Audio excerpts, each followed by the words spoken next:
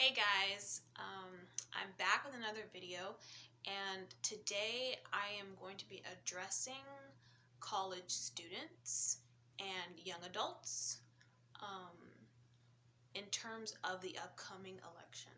So, what a lot of millennials and a lot of young people don't understand is that their impact in voting counts incredibly. It was actually the millennial vote in 2016 is actually what kept Hillary Clinton from getting the nomination. And it wasn't because they voted, it was because they didn't vote. Had the millennials come out and did what they do best, vote liberal, Hillary Clinton would have been president. And the same goes back when Obama got the nomination. It was a millennial vote.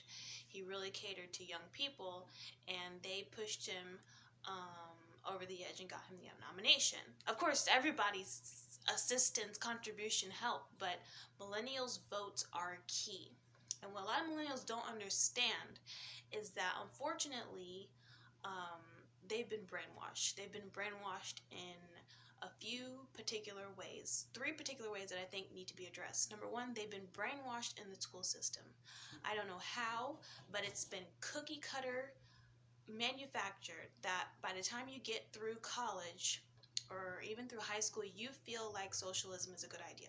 No matter how many times it's been played out in history and at all the ways it's leaned on to communism and just completely failed, it is completely pushed in the school system that the current capitalistic system that we have right now is bad.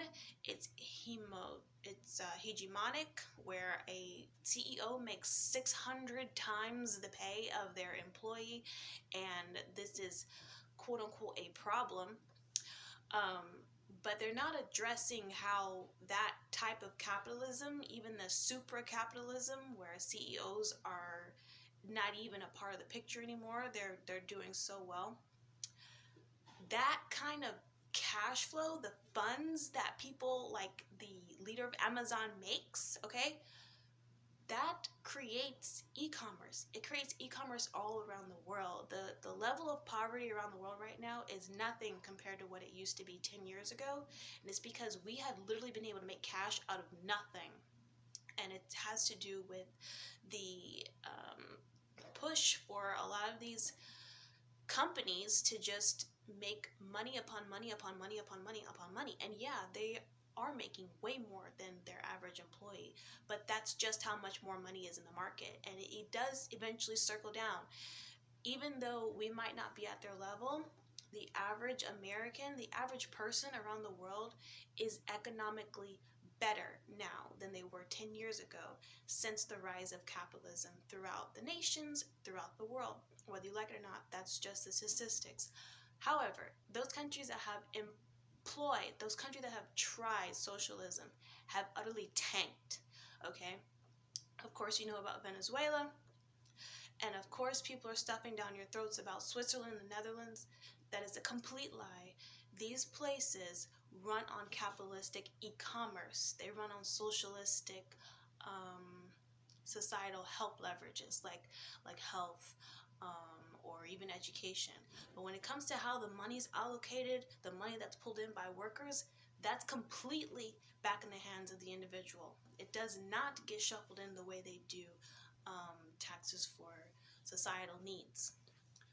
It might be that our country needs to work on that. I personally don't think so. If anybody was in the shoes of poor baby Alfie's parents back in London, where they could not get their child out of the hospital because they've run on a socialistic society where if your kid is in the hospital, it's pretty much no longer your kid anymore. Because what? Your taxes are contributing to the hospital, and the hospital gets to do whatever it wants with that money. If that's the kind of healthcare you want here, then I'm out. But anyways, the other ways that millennials are being indoctrinated. They're being indoctrinated to believe that their vote does not count. Obama recognized this, and that's why he made his political campaign so fresh. It was just so kid-friendly. It was so youth-friendly. It was so engaging. The youth felt like they mattered in politics. Republicans do horrible about making the youth feel like they matter in politics. I don't know why that is, because the youth vote counts, just like the black vote counts. And liberals are really good at allocating to African Americans, they're really good at allocating to minorities, and they're really good at allocating to the youth. If you notice, a lot of the people that were signed up for the 2018 elections, the 2018 elections that flipped the House from being red to blue, was a lot of young voters. They got involved. They felt like Trump was a racist. They felt like Trump was a problem that needed to be just stopped in some way, shape, or form. They couldn't get rid of him because it wasn't an election year, but it was a House election year. It was a primary election.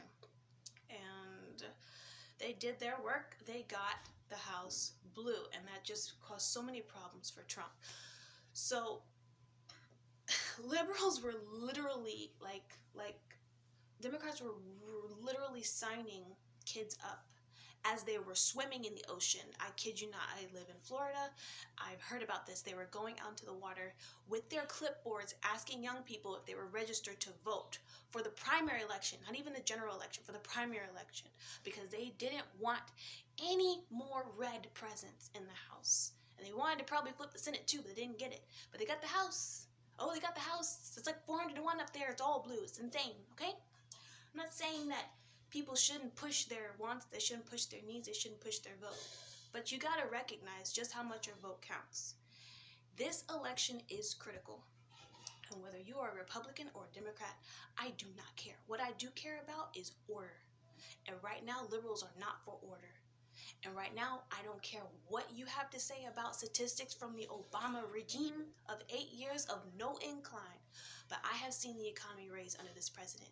I have seen prosperity raise under this president. I have seen me being able to say God again in the presence of my community under this president. And if you are not down with that, then you are not down with what makes America America. Great. Sorry, you're not.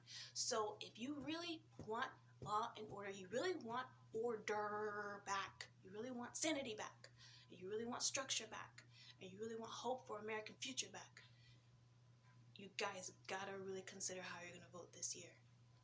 And you need to put your ballot in. And it needs to be for clarity, sanity, structure, and order. Not for what we're seeing right now. And definitely not for what we see will be condoned and perpetuated if we don't get a president in the White House that is willing to put his foot down about things that matter. All right, I'm gonna sign off here, and I will be back for more. But I just need to get my thoughts together on some other things. I'll be back.